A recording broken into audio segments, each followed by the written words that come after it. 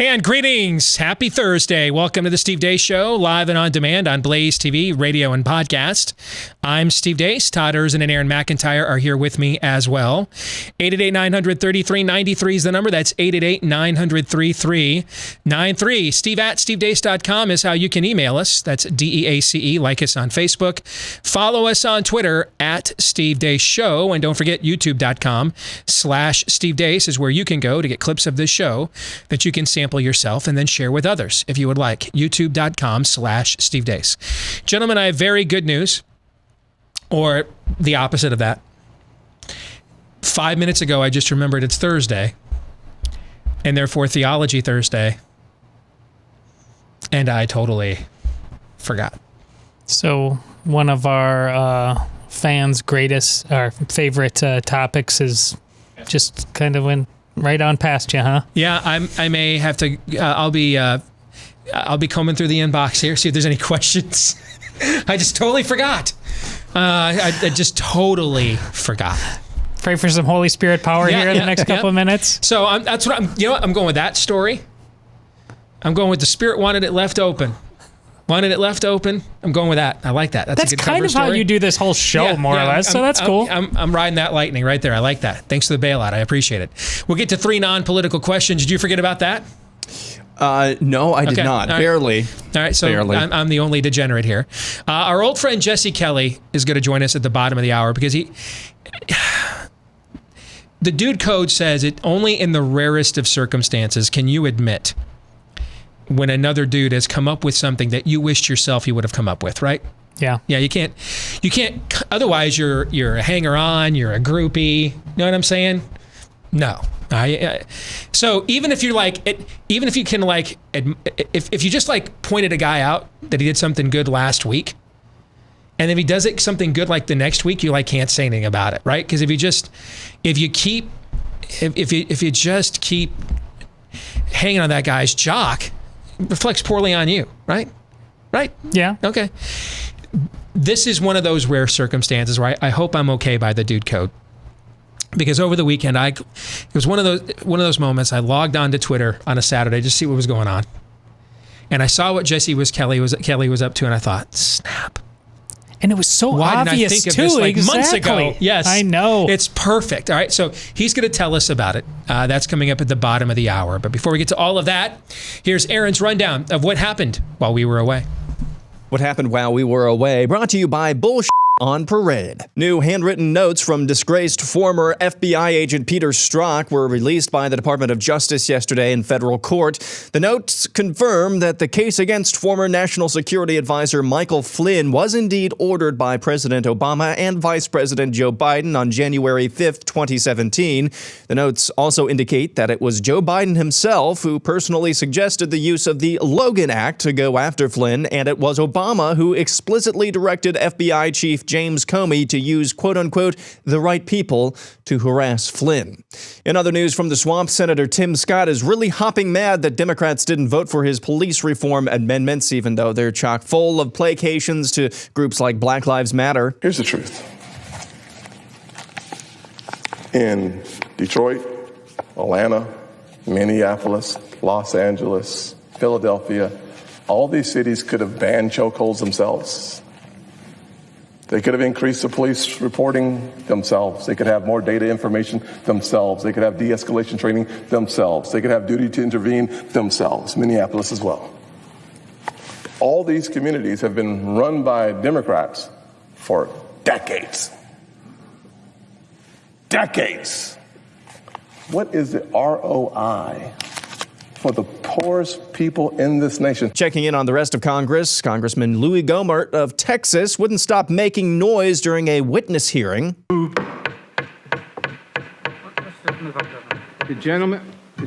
witness will conclude. That's what you said a while ago, and he didn't conclude. Edward Levy on the wall of his conference room, as though the current incumbent has anything but disdain for the beliefs and achievements of his predecessor. Stop the hammering out there. Who's got a hammer? Where is it? Moving on, a man purporting to be one of the people shot inside Seattle's Capitol Hill Autonomous Zone last weekend posted a video of himself yesterday, and boy, howdy, is it something else. I was shot in Seattle at Chaz on Friday. The cops left me out there to die. I need help with somebody in the legal or media to get my story told and get it out there. I got shot 5 times. Need you guys' help. Learning Chinese today. Today's phrase is, Mama always said autonomous zone is as autonomous zone does. 妈妈总是说自治区就像自治区一样。 The state of Rhode Island is moving to change its official name over its ties to slavery. Governor Gina Raimondo signed an executive order announcing the state would be shortening its name from the state of Rhode Island and Providence Plantations to just Rhode Island. Rioters in Wisconsin pulled down a statue of Hans Christian Heg and dragged it through the streets of Madison. Heg was one of the Civil War's fiercest anti-slavery activists who was killed in action while leading a charge against Confederate troops at the Battle of Chickamauga in 1863. The leftist website Mashable presented this cute little video the other day. Obviously, we're not telling you to commit any crimes, and we also can't tell you to deface any property. But we thought it'd be interesting to look at a purely hypothetical way to safely remove a statue. Tip number 1, you're gonna wanna use chains, not rope. Tip number 2, use a really upbeat song. The reason the tug-of-war method works so well is because of the coordinated synchronization. Tip number 3, get the f*** out of the way. Yahoo News headline, why it might be time to finally replace the Star-Spangled Banner with a new national anthem. One of the suggestions in that story is John Lennon's Imagine. That's okay, though. We can always watch Fox News. And my Lord and Savior, Jesus Christ, is the most famous black radical revolutionary in history. If this country doesn't give us what we want, then we will burn down this system and replace it. All right. And I could be speaking figuratively. Okay. I could be speaking literally. It's a matter of interpretation. The NFL has canceled the annual Hall of Fame game, which was slated for August 6th because of concerns for the coronavirus. Disneyland in California has delayed their reopening amid a so-called surge in new cases of the virus in that state. The city of New Orleans tweets, the uptick in cases has not come from protests. They've come from uncontrolled, unmasked gatherings. Checking in on Joe Biden. And we must ban conversion therapy. We've lost so many transgender women of color to violence, 14 in this year alone. And finally, something good, a Father's Day present to remember. A user on Twitter by the name of Mariah posted the following video recently with the caption, my dad's colorblind, and literally since I can remember, he's talked about wanting the glasses that help the colorblind, but they've always been super expensive. So this Father's Day, I decided to give him the gift of color. I love you so much, Dad.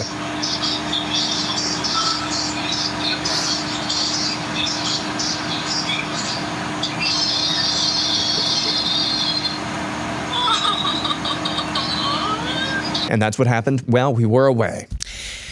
Aaron's Montage brought to you by Home Title Lock. Working from home, staying at home all these last few months has its trade-offs. One of them is we're doing everything online more than ever before. Working, banking, video conferencing, meal deliveries, shopping. More of it being done online than ever before, which means our data is more exposed online than ever before as well.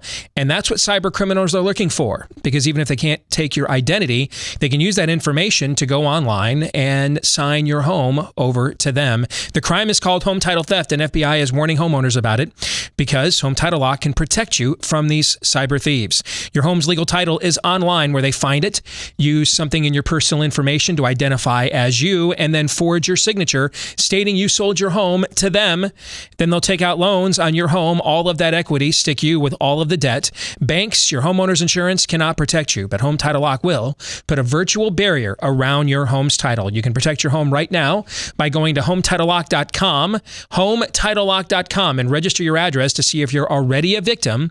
Use the promo code Steve to get 30 free days of protection to help you through this current crisis. When you go to HometitleLock.com, promo code Steve at HometitleLock.com.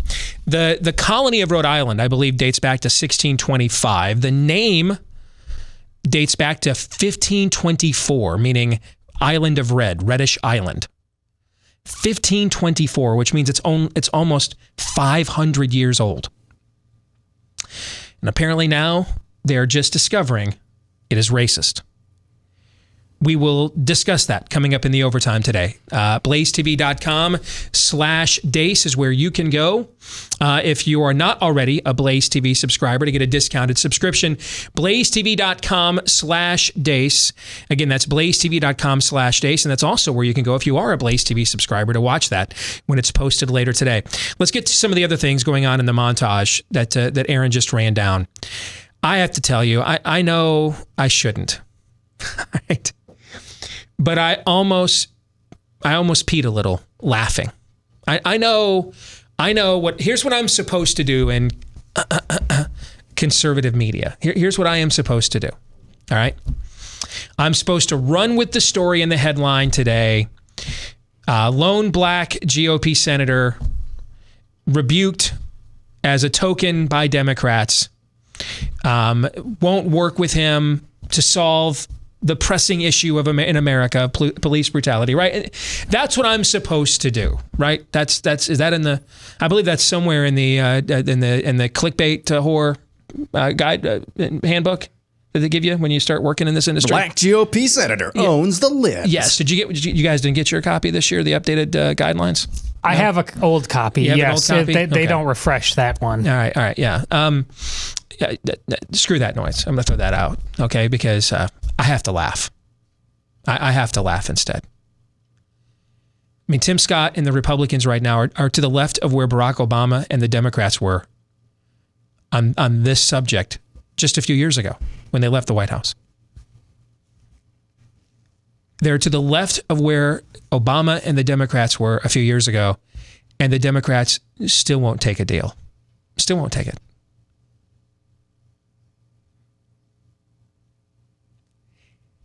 I don't know what to tell you, man. That's like just pick any issue. Pick an issue.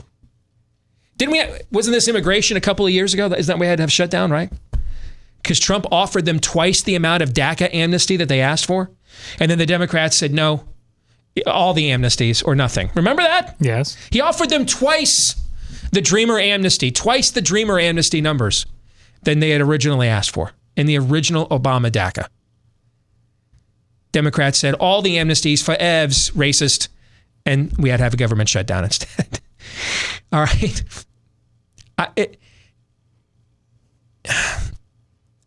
It's the oldest Republican trope of them all. No. It's the second oldest. Screw conservatives is the oldest Republican trope of them all. Screw the conservatives. The second oldest is negotiate against yourself with Democrats, right? Remember all those years that John Boehner would go up there with the budget fights to the White House, and Obama's offer was, well, you can slit your throat or I'll do it for you. I mean, that was the same offer as last year.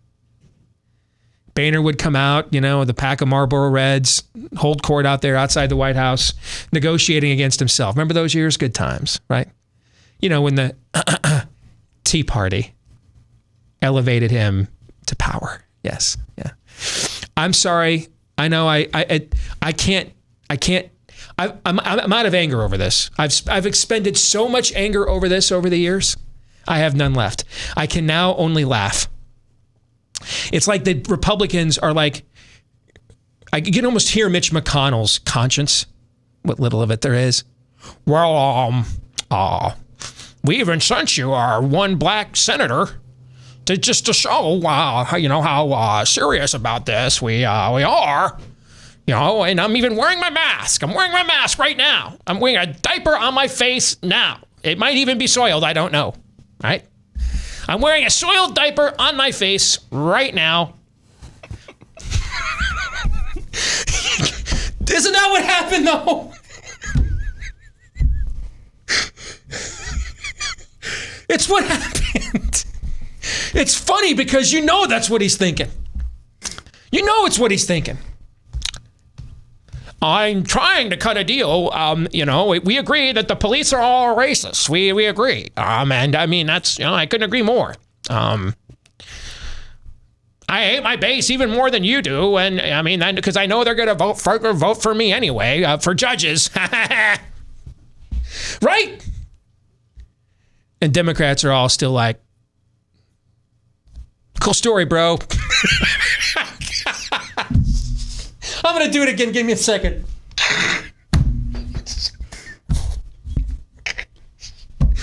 I hate this party so much. Gosh, I hate him. The heat of 1,000 suns. I hate him. Hate them. Want to talk about Carly Fiorina? No. No.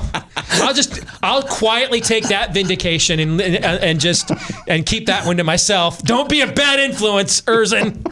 Why else am I here at this point? But just to watch them do everything. I mean, dude, I'm shocked Tim Scott did not deliver that talk while on one knee yesterday. All right? I'll preach. Okay? I mean, and to see the Democratic Party come back with, we're out. 5,000 though. Pour one out. Pour one out for police brutality. We're out. 5,000 G. Oh my gosh.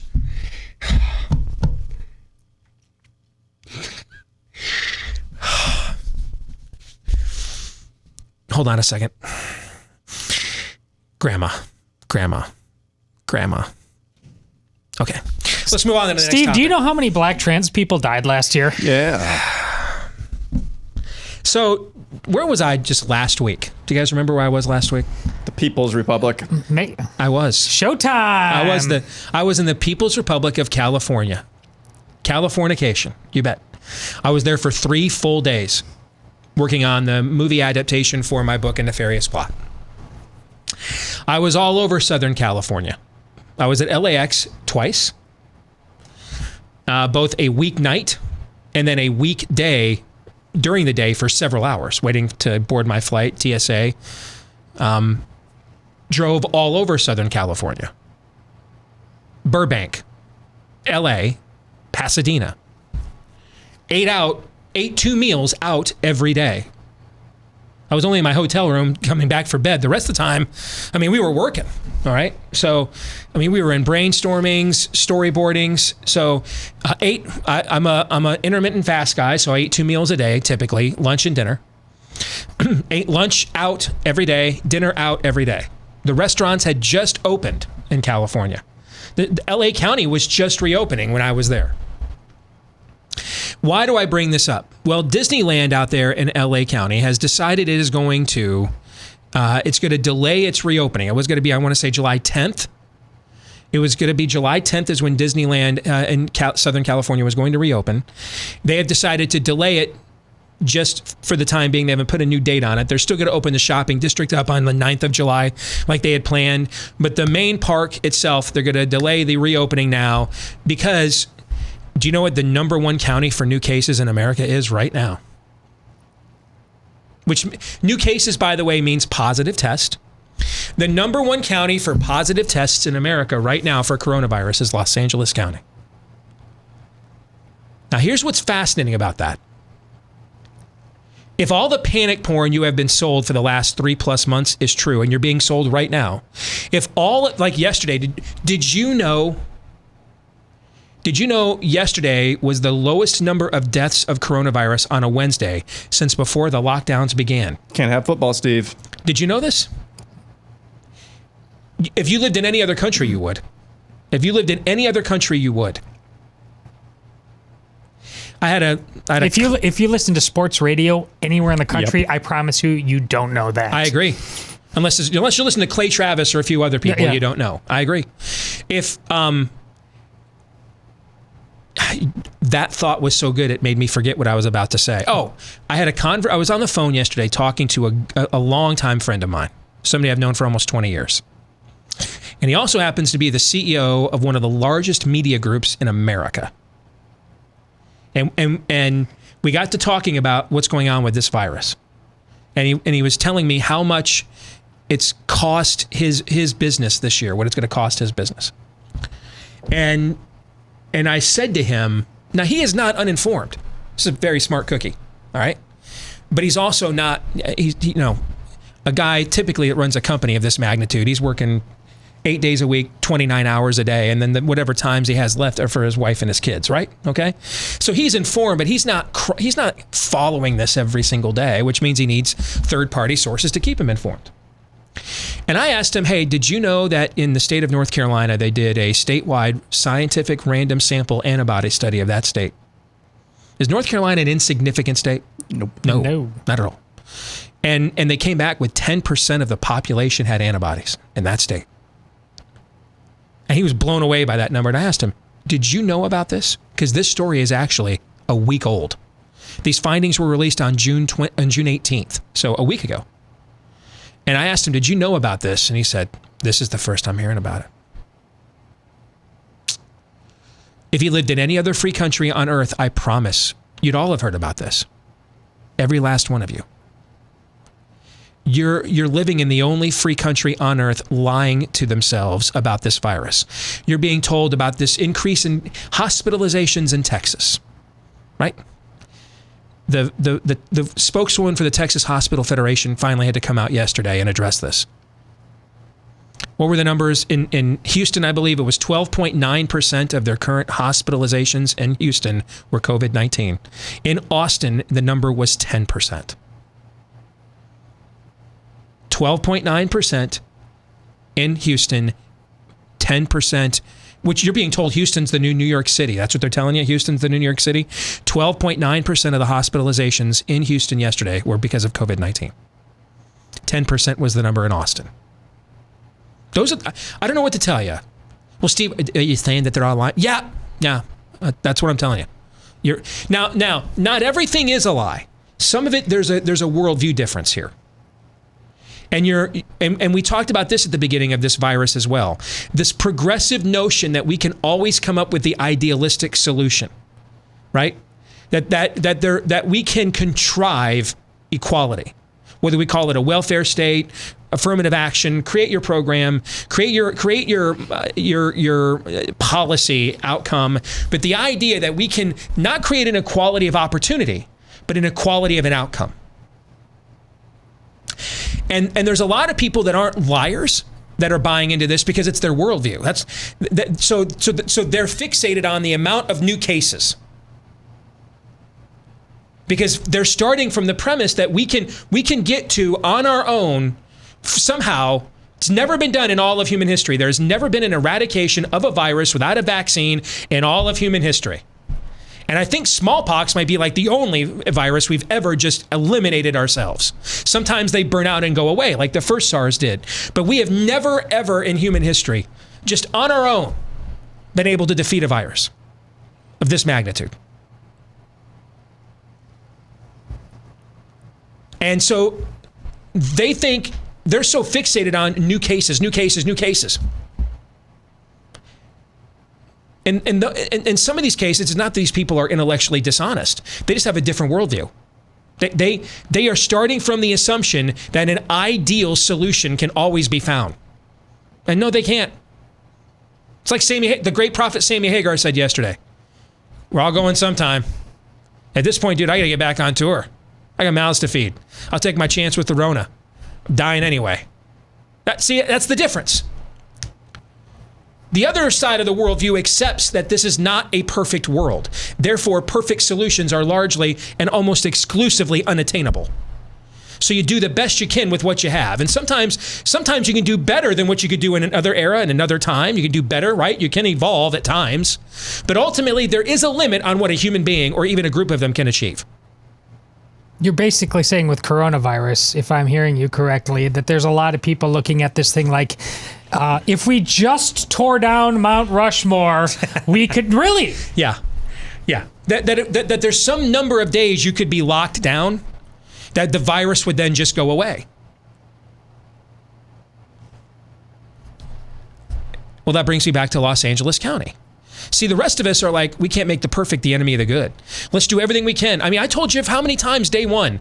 I still am the little hesitant. Like, I'm not as offended about wear a mask at an indoor event. I know that may get me excommunicated from conservative media, but I'm really not. If my church told me to wear a mask at for us to all go back into the main facility where there's 15 to 2,000 seats on a Sunday, 3 times a week, they want us to wear a mask for the time being, I would do it. I have no problem with it. And I say that acknowledging that much of the mask stuff is propaganda. I understand that. But that doesn't mean there's no merit to it either. I just refuse to fall for a false choice of panic on one side and here, Mom, hold my beer on the other. There's no reason to be wearing a mask outdoors anywhere, particularly this time of year. That's not doing anything for you at all. Indoors is different. Breathing all that recycled air, climate controlled. My own research, has my research been pretty good so far? Yeah. Yeah, it tells me SARS viruses love those sorts of environments. So I think you have to take this on a case-by-case application. Okay? But LA, but we can't make the perfect the enemy of the good. Eventually, we're all dying of something. I checked the death rate again this morning worldwide. It's still 100%. Everybody's dying. Everybody's going to die. So the question is, are we doing everything we can do right now? Well, how do you do better than LA, which had one of maybe the strictest lockdown in America? Remember, its mayor, Garcetti, was on television openly incentivizing snitches for people that were violating the lockdown. Cash rewards. Remember the videos of people they chased down on the beaches? You guys remember all this? Oh, yeah. Yep. So they had one of the strictest lockdowns in the country. And your media is trying to retcon this. Like I saw the Today Show do this yesterday, put California with Texas and Arizona, and then ask, did these states reopen too soon? Well, one of these things is not like the other. California just reopened. I was there when it just reopened. My hotel, still the gym wasn't open. The restaurant had just opened in my hotel. My Uber driver told me that their corporate stats still showed, even after a few days of being reopened, their company was only operating at about 20% of the business they typically do in Los Angeles County in a given day. People wore masks everywhere. I saw people wear masks in cars, everywhere they walked. I was one of the few people in LA that wasn't wearing a mask, and the people I was with, we were one of the few people walking outside not wearing masks in between events. Everywhere we went indoors, we did wear a mask. LAX was demanding you wear masks because LA County was still under an emergency order, was playing over the PA system of the airport the whole time. We drove from Burbank to LAX on a Saturday in the middle of the afternoon in less than 20 minutes. The guy who drove me told me that's unheard of. He's never seen that in his life because no one was on the roads. I wanted to go see the Rose Bowl. We took a nice little detour. And if you want to take a detour, driving the interstate in Southern California, grab a Snickers. You're not going anywhere for a while. That 3 hours later, we're back on schedule. We did that in 15 minutes, man. Pulled off the exit. I got a chance to go stand, make the Hajj to see the GOAT, Keith Jackson. We were back home. Maybe 30 minutes out of our way, and time spent walking around. That was it, because nobody's driving. I arrived in LAX on a Wednesday night, 7 o'clock in the evening. Ghost town, man. Ghost town. No one there. Saturday morning, got there about 10:30, 11 o'clock in the morning for my flight. Got through TSA at LAX on a Saturday in from the time I was dropped off, I was at my gate through TSA and everything in less than 10 minutes. What? Yeah. It's dead there, guy. It's dead, Jim. It's dead. It's dead. I was just there. I saw it with my own eyes. No, people weren't leaving to go on vacation. There was nobody again at LAX. Nobody on the interstates. So maybe they're transporting somewhere. I don't know. But nobody was going anywhere. No lines at any restaurants. We just got right in. On a Friday night in Southern California. Just walked right in at 7 o'clock for dinner. No way. No. The surge in new cases in LA County contradicts every ounce of panic porn you have ever been sold. This is the new Sweden now, but in reverse. Don't let them get away with memory holing it. We certainly won't on this show. And plus, I was just there and saw it with my own eyes. More in a moment. Buying or selling a home in any environment can be a difficult, stressful process, especially if you're doing the double play there. I've done that before. Selling on one end and then buying on the other at the exact same time, managing that. I mean, if I didn't have the agent that we had, what was that, 14 years ago now? I mean, I still see him at the supermarket here in town or at youth sporting events.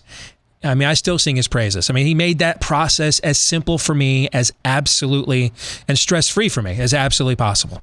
All right. So that's, if you can find a real estate agent you can trust like that, make sure you hold on to them. If you're looking for a real estate agent like that you can trust, then you want to go to realestateagentsitrust.com. That's the website.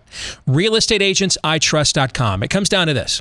You're looking for an agent that goes in and then all in for you until the very end. That's an adult. You don't have to babysit. You don't wonder, are they going to call me again with only a 3-minute warning? Hey, I've got a hot one here. Can they come look at your house when you just got home from work? The kids just got home from the schools that they may never be allowed to return to, right? No, you want to make sure you've got an agent that works for you, understands that that's their job, is to make the process work for you. An agent that you can trust. To find that person, go to realestateagentsitrust.com. Again, that's realestateagentsitrust.com. Well, as I said a little while ago, the dude code does not permit you to, only in the rarest of circumstances, admit that another dude came up with an idea that you wished you would have. Right? To even if that happens a couple of times in a short period of time, you are to not acknowledge it, because now you're on that dude's jock. You're in groupie territory. It's just not acceptable according to the dude code, right? But in the rarest of circumstances, and provided it is only infrequently, you are permitted to admit, damn, I wish I'd have come up with that. And that happened to me on Saturday. Taking a day off, checking in every now and then on what's going on with the world, knowing that it will just be as dumb on Monday when I get back. And I check in and I see something trending on my feed and I'm like,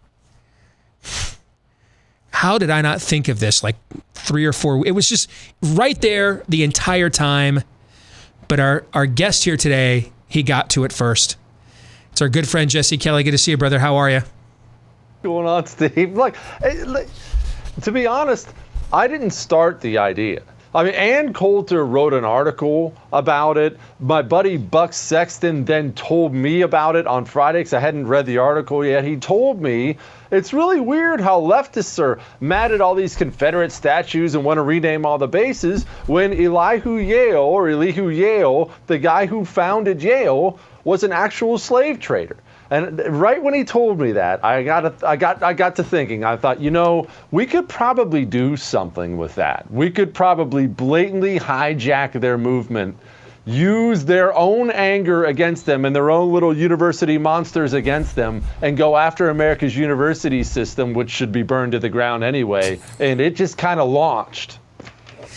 Were you shocked? I mean, when I logged on, this thing was already lit. I mean, it was already trending #1 in the world on Twitter when I saw it on Saturday, okay? Were you surprised at how organic that was? How gullible so many people on the other side were glomming onto this and be like, yeah, you're right, burn Yale to the ground. Were you surprised at how easy it was to get them to sign up to this?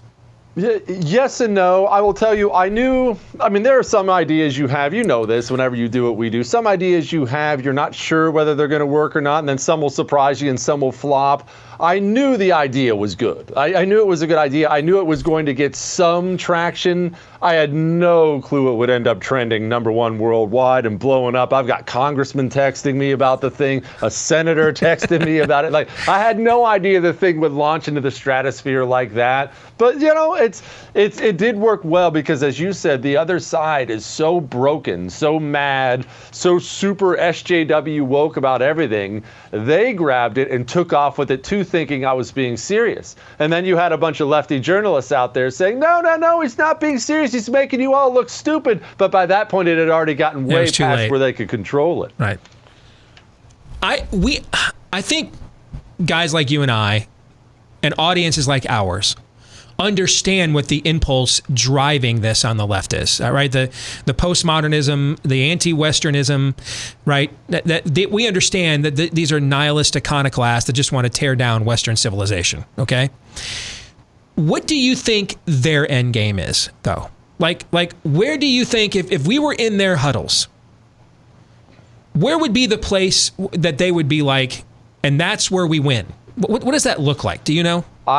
I think you and I make that mistake, because I make that mistake too, of thinking they have a plan or an end game, because you go into everything, Steve, and you have a plan. You have an end game, whatever you do, family life, business life, whatever, you have a plan and an end game. All these people can be described as that old way you used to describe criminals, hurt people. All these people are miserable human beings, whatever their socioeconomic status. I mean, half these kids are rich suburban white kids, but they're unaccomplished, miserable. Parents never challenged them, or parents told them they were victims their whole lives. They don't necessarily have an end game. They want to hurt. They want to tear down. They want to rip apart the whole world around them, because they think that will fill up that hole inside of them. But that's just the point. Nothing will, except for accomplishment. That one thing is an absolute fact. There's not a single person at any one of these statue pullings or anything like that is a well-adjusted person with a beautiful spouse they love, raising healthy kids, good career, great car. Nobody who has it together is driving downtown to hang with those dirt balls and tear down a statue. You're a miserable loser in society, and you're mad about that, so you just want to wreck some. Something else that's pretty obvious, and that is well said, by the way. Something else that's pretty obvious. Somehow Rhode Island wasn't, pardon me, Rhode Island, rice, oatmeal, maple syrup wasn't racist the 8 years Barack Obama was president, but it is now, right? And so you can see the way that the Democratic Party is cynically trying to channel this. They're looking at places like Milwaukee County, where 20,000 black voters that voted for Barack Obama twice did not show up to vote in 2016 at all. And that's pretty much the entire margin of victory that Donald Trump had in the statewide. And that happened in Philadelphia, and that happened in Detroit, and it happened in Flint. It happened in a lot of the inner cities of these Rust Belt states. They lost. And I think that's why they've made everything extra super fragilistic, racist the last few years, is they don't have an inspiring candidate like an Obama. And so they're trying to negative reinforce that base to show up for whatever old person they ended up nominating this time, ended up being Joe Biden. I get that. But I think they believe cynically that if they get their way and Biden wins in November, that they're just going to put, this swarm of locusts, they're just going to tuck it back in the closet, put it back under the bed. All right, thanks. You guys did your job. You destabilized the culture. You made Donald Trump the new Jimmy Carter. We won. Appreciate that. We'll take it from here. Thank you. And I think that will be the fascinating next wave of this, is if they are able to herd these cats, Jesse. When this, you're a soldier, right? You've seen it in other parts of the world that there are dictators that think they can let out certain radical elements within their religion to do their dirty work for them. And then they find out later on, though, they can't put those guys back in the box, right? When you let the genie out. It seems to me the Democratic Party thinks that they can do that with this insurgent leftist element. I actually think they can, Steve, and I see what you're saying, but I think they can, because what we're really forgetting here is all this rioting and killing and looting and tearing down of statues. This is all done in these Democrat-run cities where Democrat mayors have complete power, total 100% power, to go to their police chief and say, make it stop right now. And not one of them is doing it. However, if a Democrat gets elected president, each and every one of these Democrat mayors will go to his police chief or her police chief and say, make it stop. That chop zone in Seattle, the Seattle mayor will be in the police chief's office about 30 seconds after Joe Biden's elected, saying, yeah, that stops right now. Yeah, I agree with you. They'll stop it. That's why I joked with my audience about 2 months ago. The quickest path to everything getting back to normal in America, your high school, your proms, your sporting events, everything, is for Joe Biden to get elected president. That's far more likely than a vaccine to ever occur. I told my audience that 2 months ago. I completely agree with that. But it will be fascinating to see if we're both right about this, because in our lifetimes, we've never seen them let this out as much as they have this time, right? I mean, this is an orgy of insurgency right now in the country, and it will be fascinating to see if they can just turn that light on and put all of those people right back in the corner. What is predictable that we're seeing, though, and you mentioned this on Twitter yesterday, and I hadn't seen it till you pointed it out, and then I literally peed my pants laughing so hard. I almost did it again laughing about it when we talked about it on the show. I mean, Tim Scott did everything yesterday but do his speech from a knee, okay? I mean, Republicans are trying to move to the left of where Barack Obama was on law and order when he left office. they're doing everything they can, and Democrats are all like, cool story, bro. Pour one out. 5,000 G, we're out. We got nothing. I mean, and it doesn't matter the issue. We have just seen this for so many years. Republicans will do everything they can. Remember when Trump offered them twice the DACA that Schumer said that he wanted? And then he said, no, actually, it's going to be every amnesty. So, or nothing. How many more times do you think the Republican Party is going to negotiate them with themselves with the Democratic Party before they figure this out, do you think? Forever. Either they're going to wake up or we're going to have a third party. Steve, I've never, ever been a third party guy just because it's suicide. But if this gets much worse, I'm going third party. I'm telling you, I'll start the daggone thing myself. The fact that we have American cities burning, looting, rioting, we have polls show this. 70% plus of the American people are screaming for law and order, back our police. Obviously, if an individual police department has to be reformed, that's fine. But back the police. And what's the GOP do?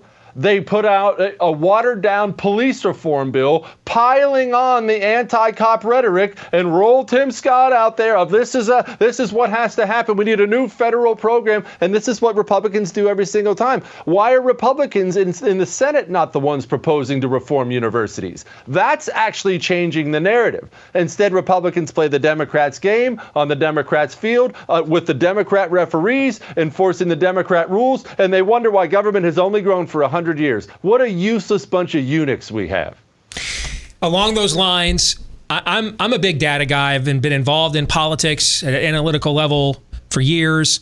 So I've done polling. I've studied polling. I've done the least amount of studying of polling in this cycle than I have in my whole career. Because at this point, I just think they're just going to lie about everything now. Okay. But I did see this data point earlier today that I found fascinating. The most recent poll that came out that was terrible for Trump. If you look at its internals, he's hemorrhaging white voters.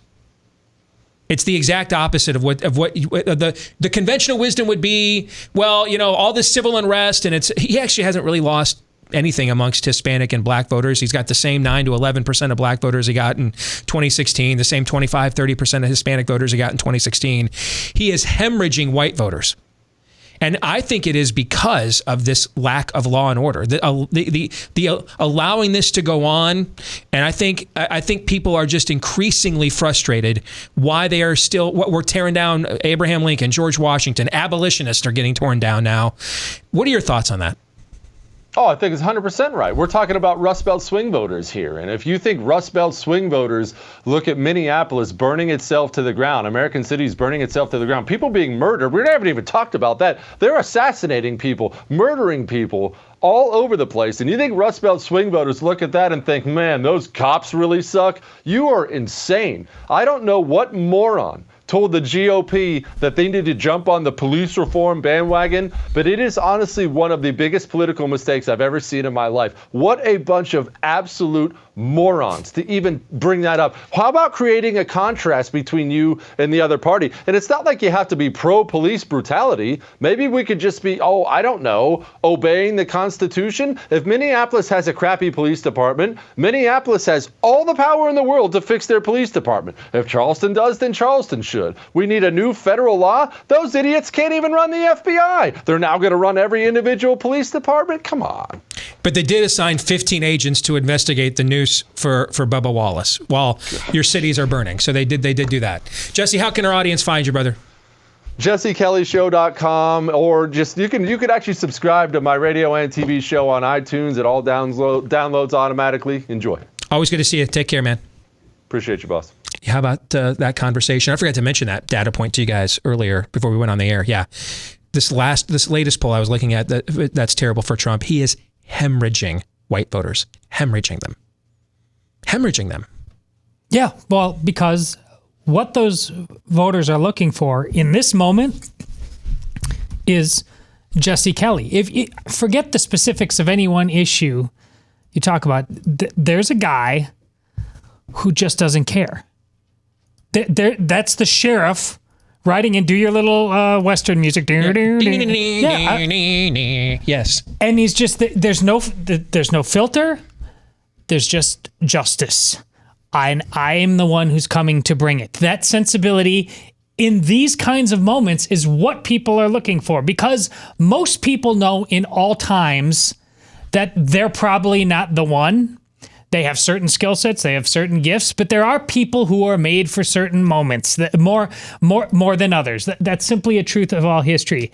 And Jesse Kelly, just you hear him just talking, and he's just like, "This is dumb," and I would put a stop to it. Why is that not the case? Any president of the United States or anybody who holds the office of executive should possess this in some capacity. And the simple fact of the matter is most don't. And unfortunately, that may ultimately be true of this president of the United States. The fundamental reason why we are in the position that we are in is because even though there are still vast swaths of people who are hungry for that sense of justice and actually doing something, taking action, acting in a masculine, aggressive way against injustice.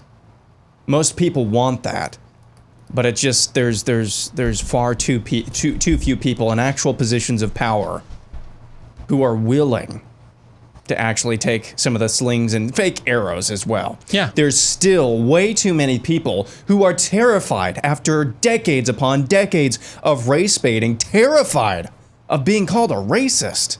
Just terrified. They're gonna keep calling you a racist no matter what. A sexist, homophobic bigot, no matter what, because that's their game plan. Tim Scott's a racist today. Yeah, that's their game plan. It's intersectionality. It's dividing people. That's their game plan. I saw somebody post really quickly. I saw somebody post on Twitter this morning. We need a Nikki Haley, Tim Scott ticket in 2024, and I said because then the leftists are finally going to stop calling us sexists and racists. Then that's the mindset, though, guys. Let me guess. GOP consultant? That. GOP consultant? Have no idea. Gotta be. Hour 2 is next.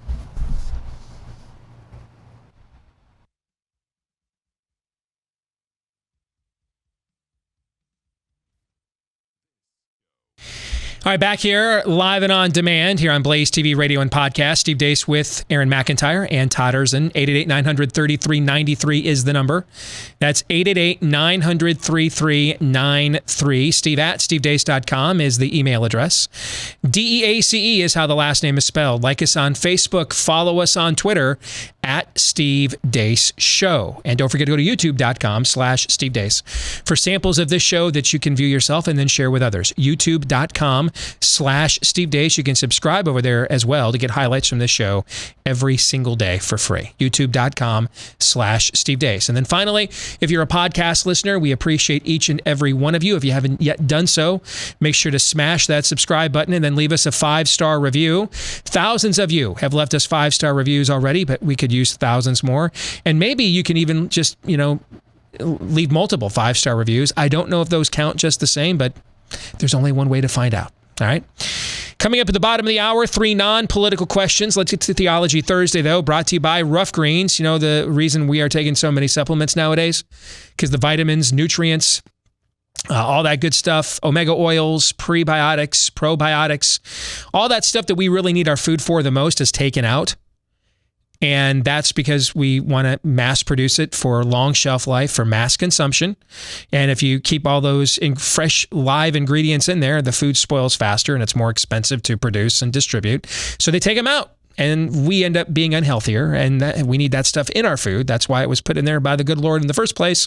So we take supplements to supplement our own diet, right?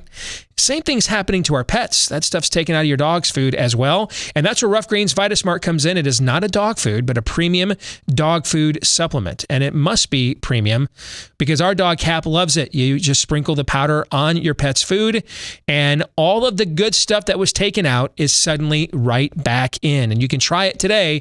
14-day jumpstart to jumpstart your dog's health right now for just $14.95. When you go to roughgreens.com/blaze, it's RUFF. That's how Rough Greens is spelled. roughgreens.com/blaze.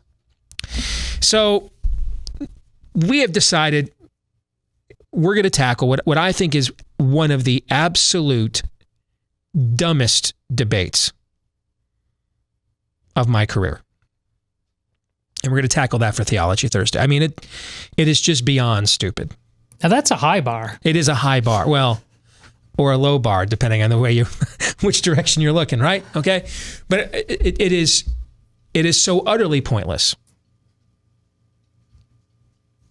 that the fact it is a debate at all, it's a serious contention by people who pretend to be serious whatsoever, is indicative of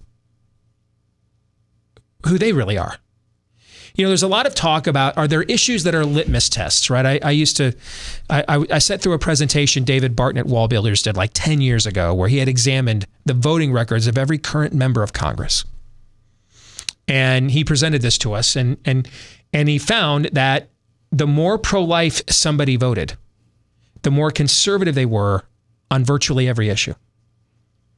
And the less somebody voted pro-life, the more left-wing they were on virtually every issue. And the point he made was that this is a litmus test issue.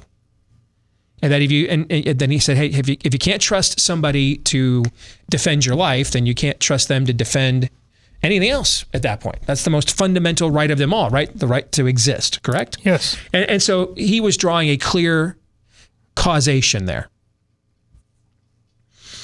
When I was a young pup in political activism and first getting involved in it, we had an election in Iowa 15 years ago, and for the first time ever, Democrats won everything. Hadn't happened in Iowa since prior to the Civil War.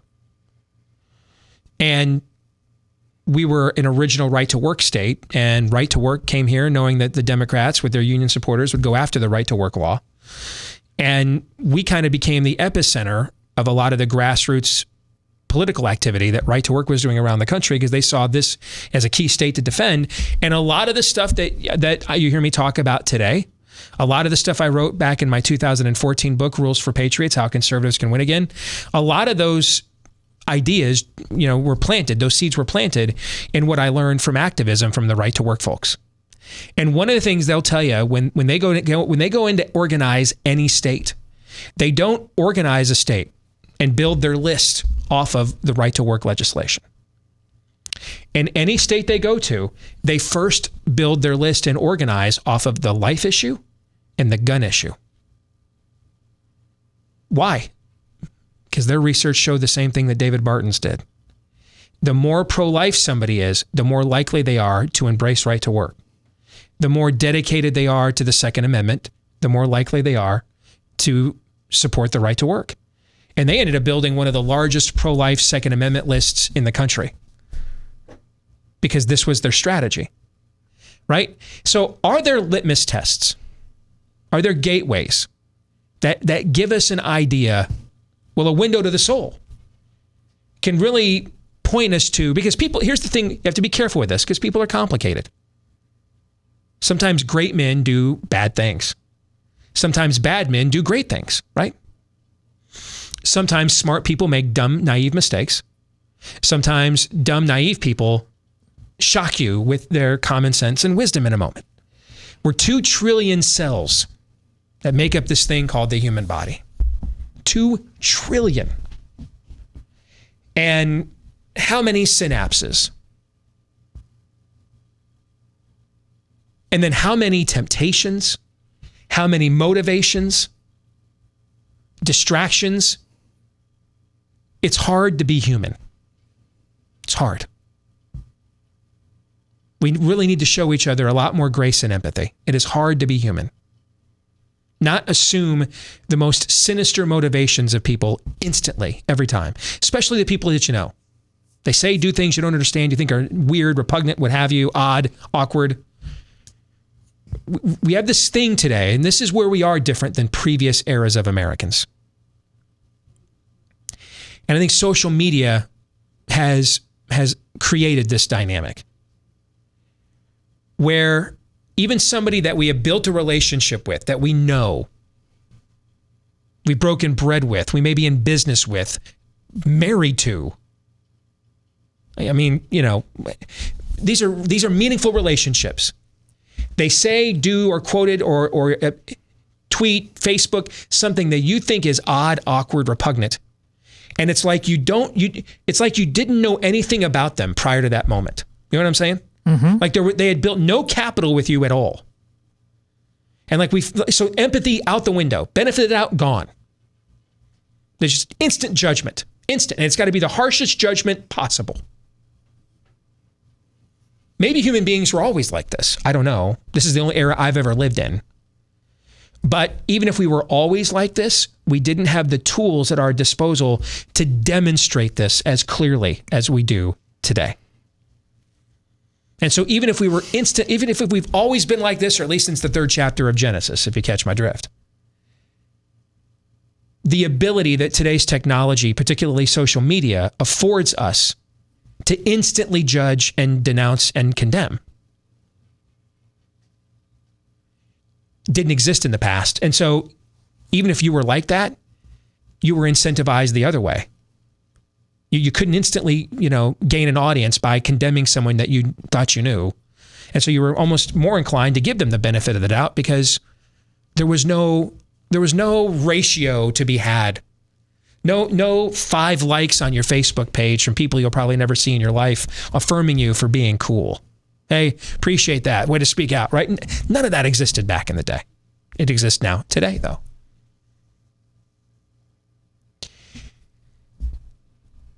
And we have to remember people are complicated. I'm complicated. You are. Todd is. Aaron is. Well, Aaron may not be. Probably not. Probably not. But in general, human beings are complicated. Park yourself inside somebody's brain long enough. I don't care how righteous and pious you believe them to be. Park yourself inside somebody's brain long enough, and you're going to see them marinate on a thought that you find repugnant. And I thought you were a better person than that. Why are you even thinking like that? This is the human condition, right? We're kind of giving you a summary of Paul in Romans 7. The good that I want to do, I don't. The evil I don't want to do, I do. What a wretch am I? Who will save me from this, right? Right? So I think we need to be hesitant to say this is an ultimate revealer. That this really is the driving motivation in somebody's life if they blank. We have to be, that's not to say those litmus tests do not exist. I just think we need to be very hesitant about using them, okay? Very rare. Like, I don't think there's 17 litmus tests. There might be 1 or 2, maybe 3. I think this could be one of them.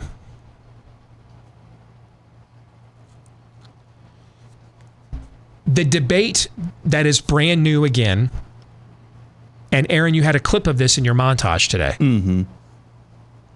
Was Jesus white? Was Jesus black? This is the dumbest debate. I mean, I can't even get a better class of heresy right now. I'm so disappointed. You heard me lament the other day. Where's our Genghis Khan? Where's our Attila? Where's our Saladin? Where's our Philip of Macedonia? Our Alexander the Great? Our Nebuchadnezzar? Right? Where's our Xerxes? Where's our Cyrus? If we're going to be a judged people, at least give us a conqueror worthy of losing to, of going down in history to, rather than Karen, Neal, and the faceless mob on a Twitter platform 80% of Americans don't have an active account on, okay? Because that's who we're going down to right now. Similar on heretics. Can I get a Marcion? Can I get a heretic worthy of St. Nicholas punching in the face? If we got together a bunch of these folks at the Council of Nicaea and said, all right, guys, the big debate, what race is Jesus? They'd have been like, are you blanking kidding me? You dragged me across the Fertile Crescent for this, man? My wife's having her 14th kid, and I'm missing it right now. We're doing this? This is why we're here? Get out of here, man. Pour one out for your brain. Eject. Okay? We can't even our heretics blow chunks, man. Even our heretics suck. John of Damascus literally got to debate the descendants of Muhammad. 1 generation after Muhammad's death. All throughout the Middle East. Debating Muhammad's followers on whether the way was the way or Muhammad's way was the way. That's a showdown, right? Steve, would Jesus have used a gun? That to me, right? Now we're like, I'm like, you're doing pull-ups on a pipe. You're getting ready for that showdown. You know, I got to bring it, man. These sheikhs are for real. These caliphs are for real, man. They're running roughshod over these old Christian enclaves in the Middle East. Lebanon, gone. Turkey, gone. I mean, I gotta get my Bible cardio in, man, before I face down these giants, right? That's a battle. That's a fight worthy of having.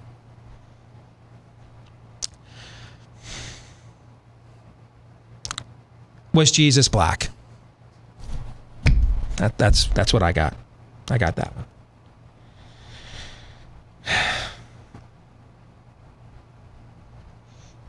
And can dudes have a period? I got that one too. I got is Jesus black? Do you know what Pelagius would have said if you asked him, can dudes have a period? If Pelagius could have gone into the future and known that centuries later, what people like him were going to unleash was going to lead to a place where the smartest people in our culture were going to be adamant that a man can have a period. Pelagius would have repented right there. Gone all Jimmy Swaggart. I have sinned against you. Built a pyre for himself, lit it willingly. Yeah, so, you know what? You guys don't have to do this. I got you. This is on me. And jumped on the pyre and lit himself on fire right there. Right there. Said, I should have known. Should have known. I got to pay this. It's on me. My bad. My bust. But here we are. Is Jesus black? And can a dude have a period? That's your pastor's confronting that. Not necessarily the stuff of Spurgeon, right? Your pastor's they're not doing a book of your pastor's sermons in 100 years. Pastor Jones Gold, like they did with Spurgeon Gold. There's not going to be a book in 100 years, Pastor Jones Gold, as he faced down the coming onslaught, demanding and asserting that men could have a period. No, I don't think they'll be studying that in 100 years. Be like, we're just going to forget that generation ever existed. Moving on. Here we go. But here we are.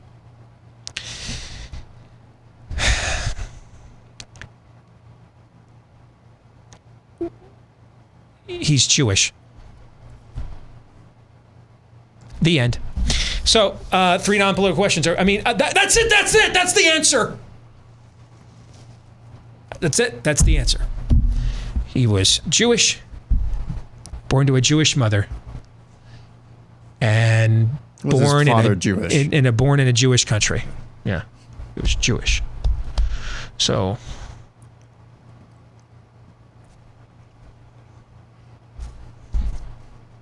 that's what I got. He's a Jew. That's my answer. He's Jewish. So, Todd, do you have any thoughts? I don't know what else to add. I don't know what else to add to this conversation. Well, he was Jewish, so Jewish. Yeah, but you throw that word around like we got a lot of history on these people, and they've ever been the subject of rigorous historical analysis, who they are, who they've run with, who's persecuted them. I don't know. I mean, this is like nailing Jello to a wall, Steve. That's true. If there's a people, if there's a people group in all of human history, almost nothing is known about. It's clearly the Jewish people, right? Yeah, I mean, what's next? You want to talk about the Illuminati now? Yes. I don't. Is there another answer to this? Which is why, to me, I think what is fascinating is the way is the motivation behind the question. And it also shows that this isn't about equality, but get evenism. Yep. So a bunch of white Europeans of centuries ago came up with the white Anglo-Saxon Protestant And that was when even the Catholics were drawing them. They just didn't know what wasps were yet. Okay, and then that tradition just continued post-Reformation, where Jesus is Ubermensch, right? The brunette Aryan with the blue eyes, right? Okay. I don't know why they did that then, and you know why I don't have to know? Because I wasn't alive then. That's why I don't have to know. It was 600-700 years ago. I don't know. If maybe they were all racists, I don't care. I wasn't alive 700 years ago, and neither were any of you. Okay. So that's cool. And so now we're going to go to, well, Jesus was black. And one of the answers I've heard is because he went to Egypt.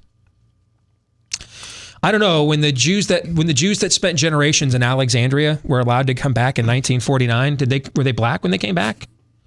I don't know. Did that happen? I don't know. I'm asking. I don't know. Hold on. I couldn't.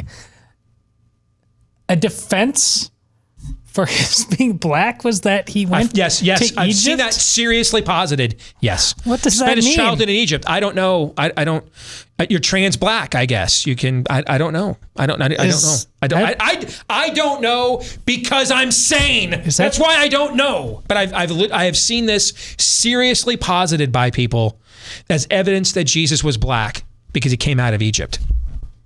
Is that like Steve Martin? Yeah. I was born a poor black child? What? I really think what this is for the woke Christians, progressive Christians. Just stop hyphenating Christianity, but people who claim the name of Christ but are obviously subscribing to a different theology, a different gospel than orthodoxy throughout the years would prescribe.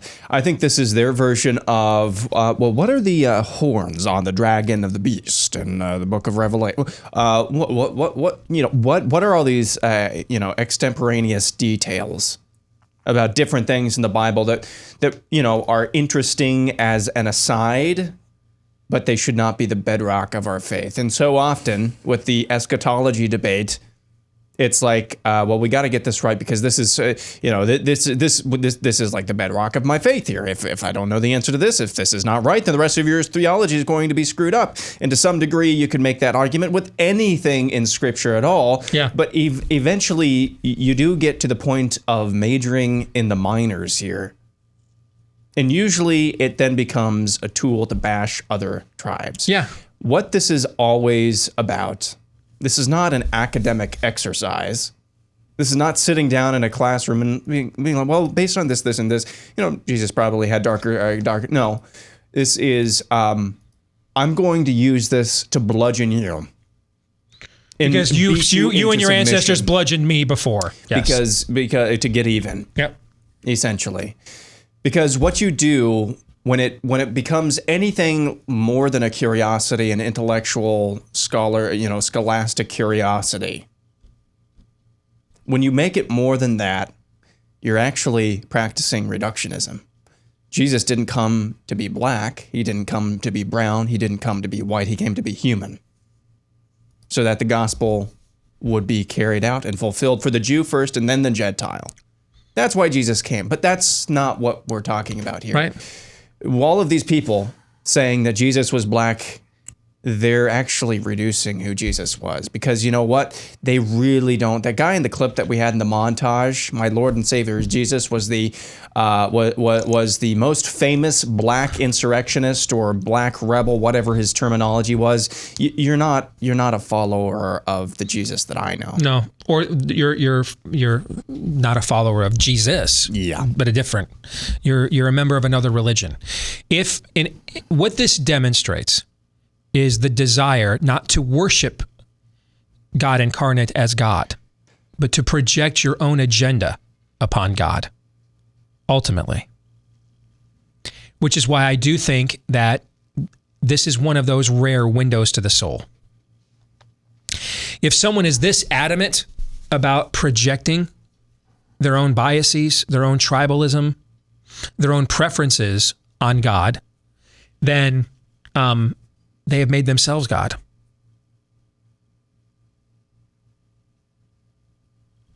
I mean, that's the oldest sin, right? Ye be like God. That's the oldest sin in the book. And that's the one that's actually being committed here. This idea that as Jesse Eisenberg's Lex Luthor says in Batman versus Superman, now God bends to my will. I project on God.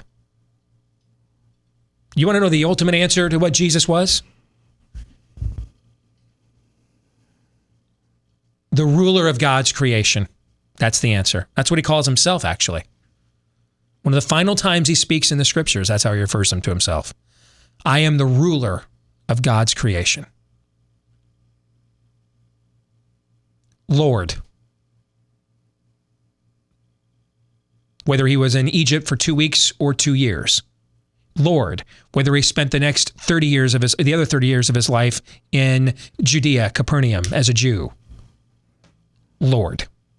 That's who he is. That's what he is. It's what he is now. Lord. Far beyond and above our petty, ridiculous, silly, partisan, political, hackneyed games. But one day he will return and settle accounts with those who chose to worship those things instead. And you will call him Lord that day. It's just a matter of what side of the line you're on when you do. You don't call Jesus your Lord and Savior unless you bow the knee to him. You don't make him bow the knee to you. Hell is full of people who thought that it worked that way. And it does not. And one of the great tragedies of insisting that he's black or purple or whatever is that in all of American history, has any group of people bent the knee more deeply to the reality of Jesus Christ as their Lord and Savior and where he came from in the great exodus and pain and suffering of the Jewish people than enslaved Black America through the Civil Rights Movement? Those people who had been treated horrendously were genuine victims, bent the knee, as you say, authentically to their Lord in that pain and were lifted up. Negro spirituals. Is there any more profound hymn to the glory of God through the reality of Jesus Christ than that? It's all right there. And this man forsakes all that for his progressive glamour shot? Right. Right on. I mean, Jesus transcends all these divisions. Neither slave nor free, Jew nor Gentile, male or female, barbarian or Sith. He transcends all of these things. Aaron used the term reductionism. If you try to fit him into your box, that's what you have done. And you wonder, who is he talking about in the Gospel of Matthew when he says, people are going to come to me on the last day and they're going to say, hey, we did this and said this in your name. And I'm going to be like, dude, I don't know who you are. Depart from me, doers of iniquity, into the lake of fire with you for all of eternity. Those might be his most chilling words in the entire New Testament. He might have an equal, but there's no more chill. I totally agree. And I really believe a large number of the people he's talking about are people that practice this level of reductionism. The idea that we conform you into our image. We disciple Jesus. We're not disciples of Jesus. That's not the way that this works. He is Lord. You're not. Start with that. So the answer to so let me go back. I'll give you a better answer than was Jesus white or black. I'll give you a better answer than he was Jewish. So there's that. I'll give you a better answer. Okay. In fact, it's the same answer to would Jesus own a gun? It's the same answer to how would Jesus vote? Pick up all your cockamamie, hackneyed, lowbrow, low-hanging fruit, banal, banal, vapid, vapid, worthless daily tribalistic screeds that you want to reduce him down to addressing, always by the way you prefer, by the way. Here's my answer to all of them. Jesus is Lord. That's my answer to all of them. Was he black? Jesus is Lord. Was he white? Jesus is Lord. Would he have owned a gun to defend himself? Jesus is Lord. That's my answer to all of them. Jesus is Lord. You know, it's amazing if you get that one right, truly right. The other answers in life that have a way of just kind of falling into place after that. Get that one right first. Because there's a high price to pay for getting it wrong. Maybe the highest price in all of the cosmos. So get that one right first. And I think it reveals the real passions and motivations of people when they seek to turn him into a mascot for their cause. Every terrible thing that's been done in Christ's name all through history has been with that reductionist motivation. To reduce him to a mascot as justification for the way I wish to behave, for the cause that I wish to enlist or deploy. That's always what it is. He serves my interests. That's not the way that this works, and it's only by his mercy that you haven't been shown this already. But the time is coming when that mercy will come to an end, and you will be shown. So I would accept that mercy now, before it is too late. 3 non-political questions are next.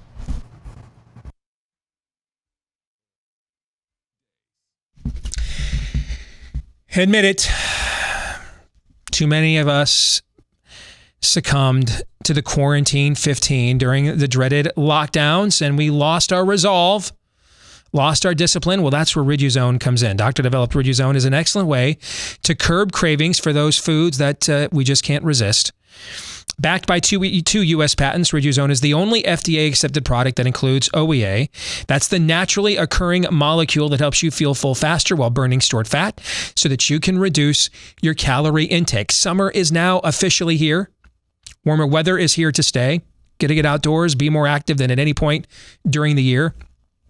Excellent time to make this the new January for the new you. All right. And Riduzone can help you with that. Right now, if you use the promo code Steve, that's my name, when you go to riduzone.com, which is the only place you can get it, RIDUZONE, promo code Steve at riduzone.com, you can save up to 65% off of your order and get free shipping. Excellent offer. Up to 65% off plus free shipping when you go to riduzone.com, RIDUZONE, promo code Steve. That's riduzone.com, promo code Steve. It is time for 3 non-political questions. We all have questions. Who am I? Why am I here? Where am I going? Who am I? A search and a question of identity. Why am I here? A question of meaning and purpose. Where am I going? Question of destiny. Some better than others. What sort of morality or proto-morality would you expect to find in a chimpanzee troop?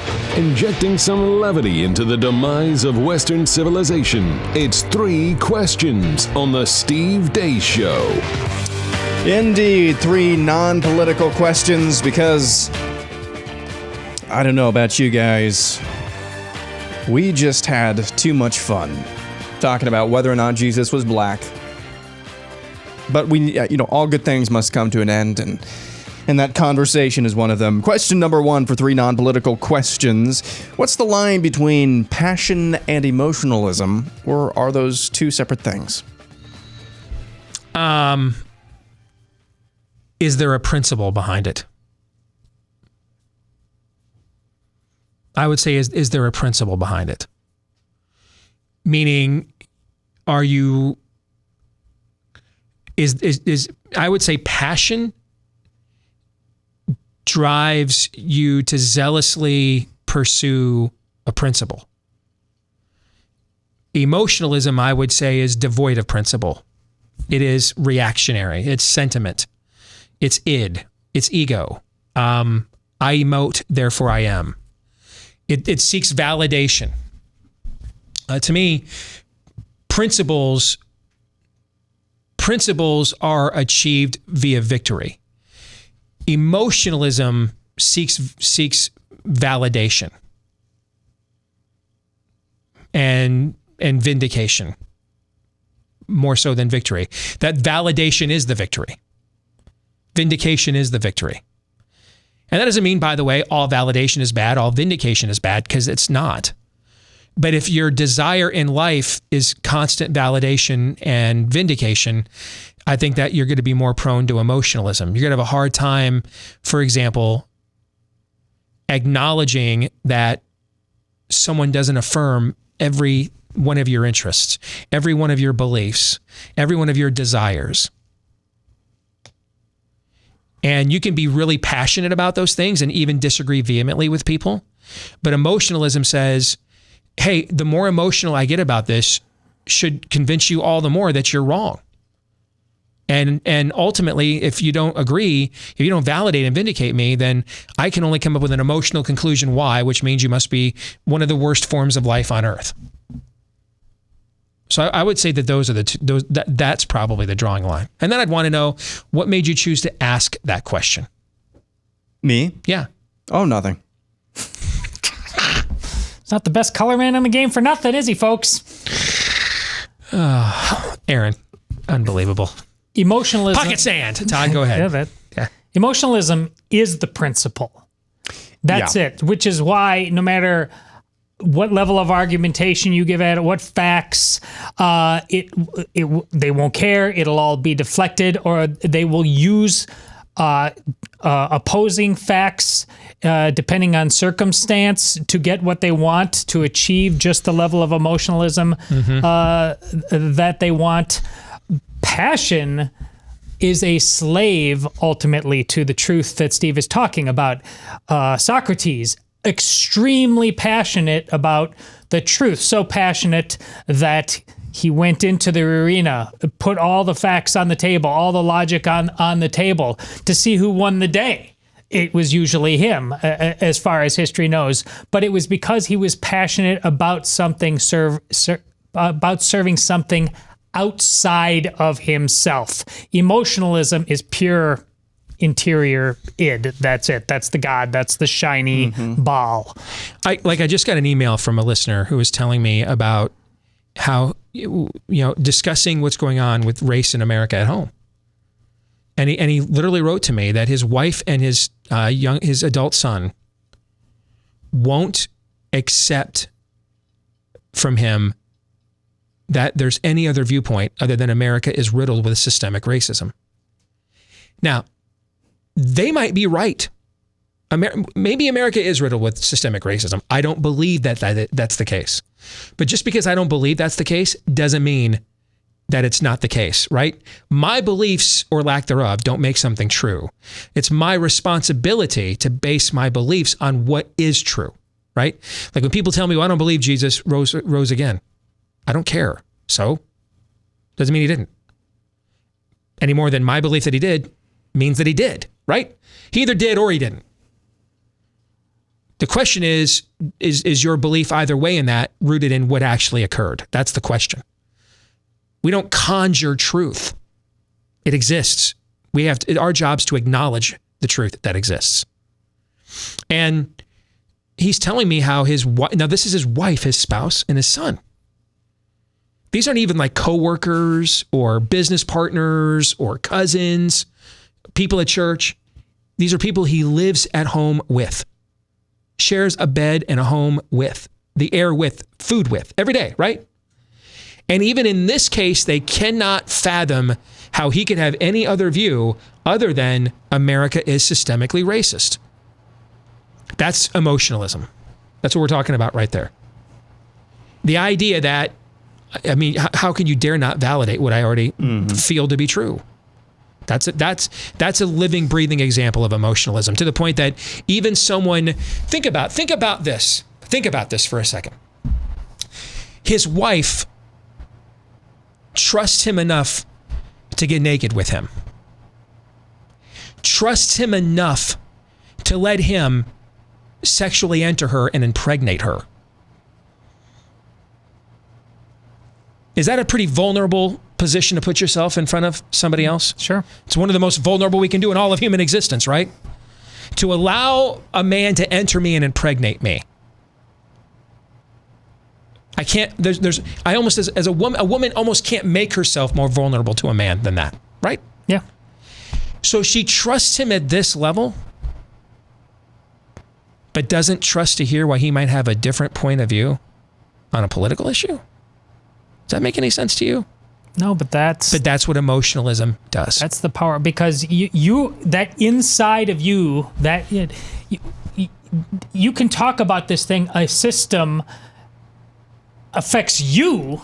Out there, you can say, I'm not racist. And that can be true. But no, you don't understand the system outside you. But your internal emotion is such that you can't possibly admit or conceive that there's a system outside of you that has manipulated you this whole time to think something that is so chaotic. It's remarkable how this whole systemic thing, we've talked a lot in the past before these race riots about how progressives are very, very often guilty of the very thing they're accusing some of. Yep. Progressives are entirely built up by this system of the march through the institutions. They are utterly brainwashed, and now they are turning that and weaponizing it in another direction. Well said. So for me, one of the, I didn't mean to be so flippant there a few minutes ago, Steve, but one of the applications, one is what you're talking about in the political realm. The other is worship. And now that we're back in church again and kind of worshiping together corporately, is the notion we've talked about before of, and it should not be this big of a deal, but some people like to make it into a big deal, of raising your hands when you're singing, that type of thing. And so it got me thinking about this question as well. What's the difference between passion and emotionalism? And I think they are not on a spectrum. They're two separate things. Passion is what drives you internally. Emotion is what you may or may not show on the outside. I would say passion is what drives you. Emotion is, again, on the outside. Passion is not a performance. So that's all that is to say. I don't think that they exist on the same spectrum. So somebody can be very emotional and passionate at the same time, but just because their emotion doesn't mean that what they're passionate about or the passion that's driving them is necessarily any more or less, if that makes sense. But Okay.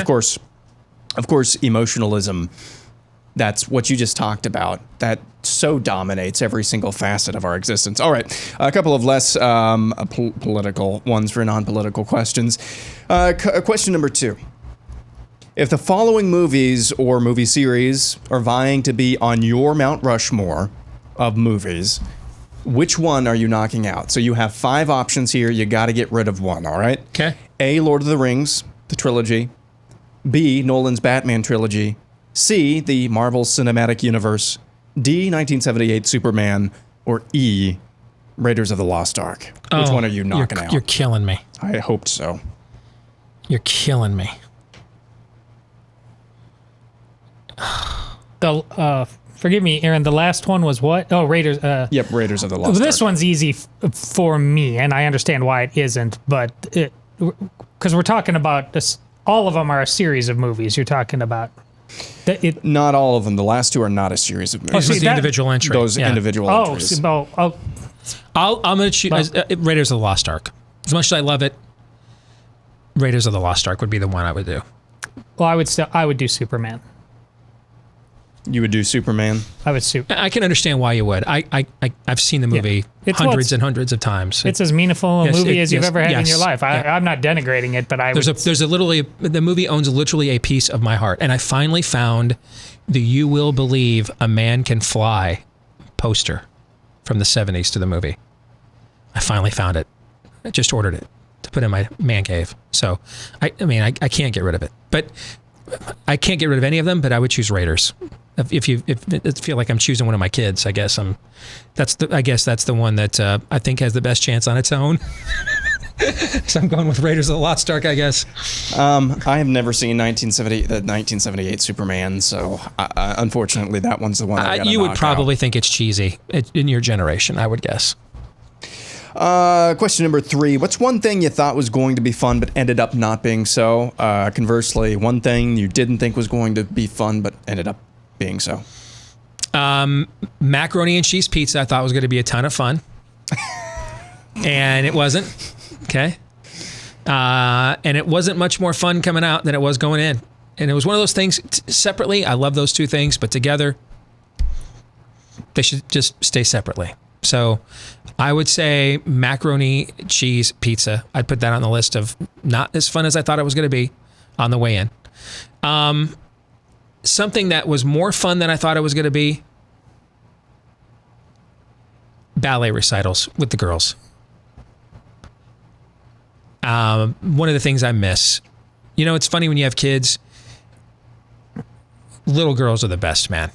They are the freaking best.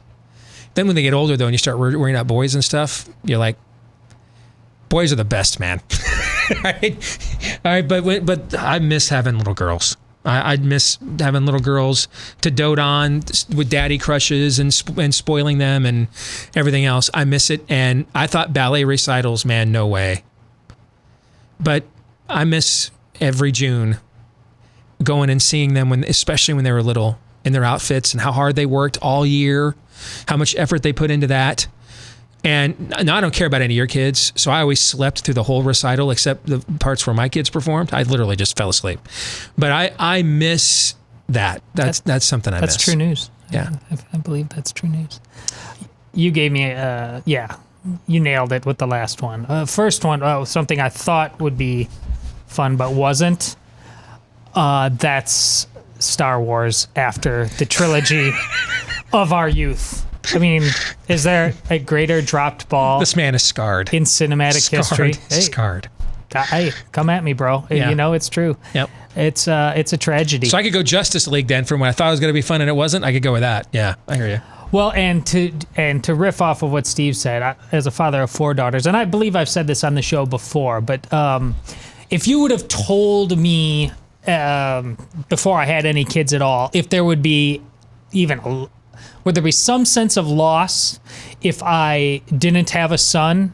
I'm pretty sure I would have said yes, just because I'm a guy and teaching him to play baseball, you know, all that stuff. And it's not, my daughters all turned out to be athletes because they're not athletes, not because I made them or anything like that. But I honest to be true, as anything I know about what God has planted in my heart, there has been no sense of loss of not having a son. And I mean, and right now as it stands, my 2 siblings don't have children of their own, let alone a son. So the Erzin name actually is not going to live on probably. But there's just zero sense of loss. That level of gift and grace that God has bestowed on me, as He did on Steve, and 4 daughters. So well done on letting me ride your coattails on that answer. But I had to echo it because it's undeniably true. Well said. One thing I thought was going to be fun, but it didn't end up being, the juxtaposition of this compared with you guys' last 2 answers. Indoor mini golf last year. I was so looking forward to that. We got this indoor mini golf joint called Glow Golf. I think I've done it before, yeah. And it's just gosh, it's so kind of lame. Yeah, it is lame. just the most lame thing. Yeah. It's something that I did not think was going to be fun, but ended up being fun. More of a macro view. I didn't used to like car rides that much. Now all I would like to do in my free time, if I could, which I can't all the time, is go for rides and drives. Same thing with flying. We're going to stick around and do some overtime for our Blaze TV subscribers at blazetv.com/Deace. For the rest of you, have a great Thursday. We're back at it tomorrow with the Deace Group, noon to 2 Eastern, right here on Blaze TV Radio and Podcast after Glenn Beck. Until then, John 3:17.